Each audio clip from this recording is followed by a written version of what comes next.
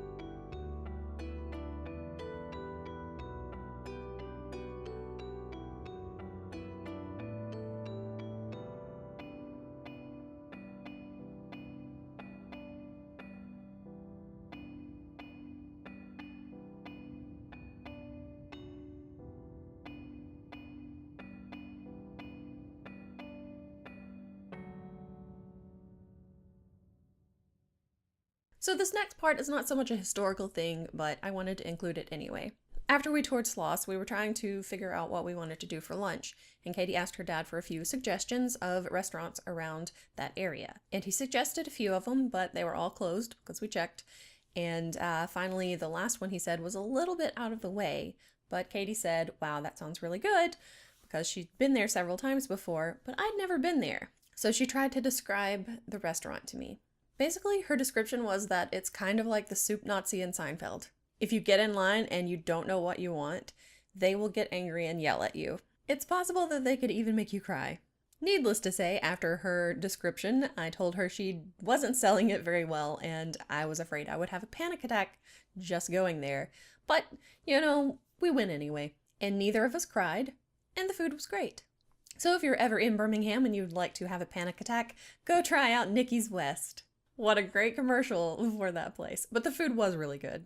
But now back to the adventure. In downtown Birmingham, at the intersection of 20th Street and 1st Avenue North, is the heaviest corner on Earth. Basically, at each corner of the intersection, there is a skyscraper, and those were 4 of the first skyscrapers built in the South. Of course, they're not as impressive now, but just imagine how awesome they would have been in 1912. Our next big stop was the Birmingham Civil Rights Institute. The museum is located across the street from Kelly Ingram Park and is adjacent to the 16th Street Baptist Church. That church may seem recognizable to you because it is the location of a bombing on September 15th, 1963 that killed 4 little girls while they were in Sunday school. Spike Lee even made a documentary about it. You've probably never heard of it, but there's a poem about that incident, and it is called Ballad of Birmingham and was written by Dudley Randall. You should really read it, but I'm warning you now, it may give you chills or make you cry. As for the Institute, it opened in 1992.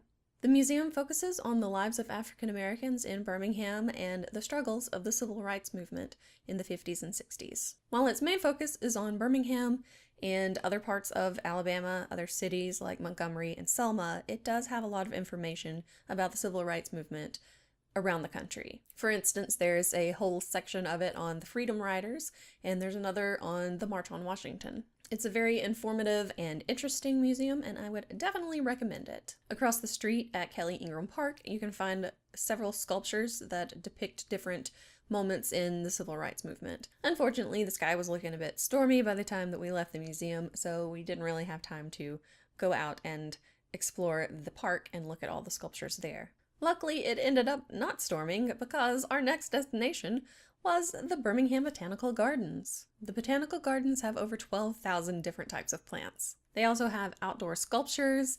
There are separate, unique gardens there. So there was an Irish rose garden, but of course there were no roses in bloom because it was still March. And there are also lots of walking trails there. And while we were there, we saw at least 3 wedding parties. It was ridiculous. But here are some of the flowers and other pretty things that we saw in the gardens.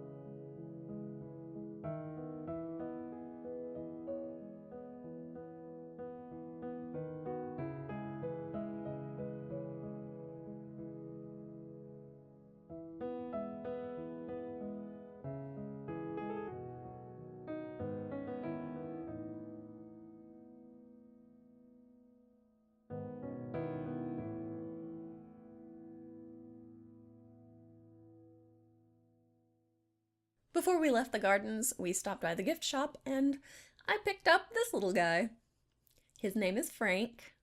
Hi, Frank. In case you're wondering, Frank is a snake plant, and I got him because snake plants are notorious for being hardy indoor plants. They are kind of hard to kill. They will pretty much grow anywhere. And that's what I need. He seems to be doing okay. I hope he'll, survive, unlike the other plants that I've had. Oh, I guess I should have, covered your ears for that. I'm sorry. Our last stop was Vulcan Park and Museum. Vulcan is one of the most recognizable landmarks in Birmingham. He's a 56-foot-tall statue of the Roman god of the forge. He was created by Italian sculptor Giuseppe Moretti as Birmingham's entry into the 1904 World's Fair in St. Louis. He's the world's largest cast-iron statue.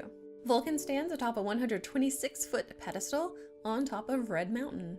You can travel up the stairs or by elevator to the observation deck for some really great views of the city.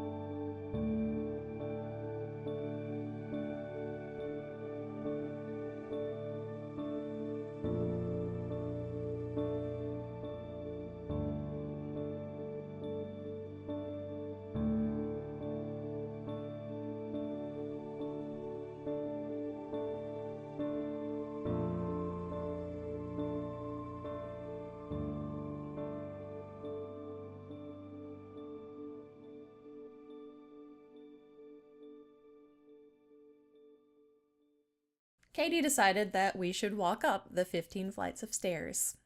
We took the elevator back down. Possibly his most famous feature is his bare booty. He's constantly mooning the city of Homewood, which everyone finds really funny.